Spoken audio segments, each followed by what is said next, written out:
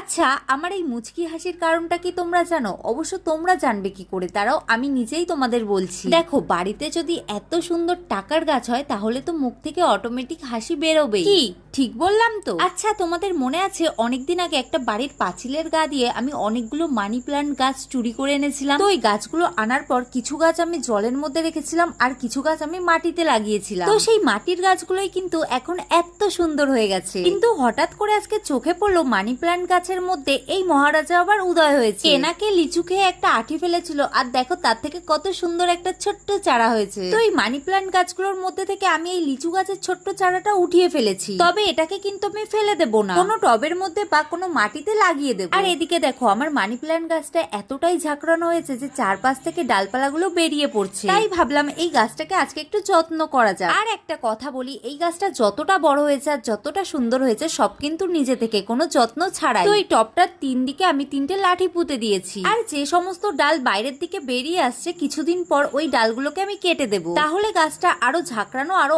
অনেকটা সুন্দর হবে। আর গাছের মধ্যে এভাবে জল স্প্রে করতে না আমার ভীষণ ভালো লাগে। আর জানো তো, এই সমস্ত গাছ কিন্তু আমার ঘরে ছিল, বৃষ্টির জন্য বাইরে রেখেছিলাম, কিছুদিনের মধ্যে আবার ঘরে নিয়ে যাব। আর এদিকে তোমরা আমার পাগলামিটা একটু দেখো, গাছের সাথে সাথে নিজের মুখটাও জল দিয়ে একটু স্প্রে করে দিচ্ছি। সো আজকের মতো that's it, tata, bye bye.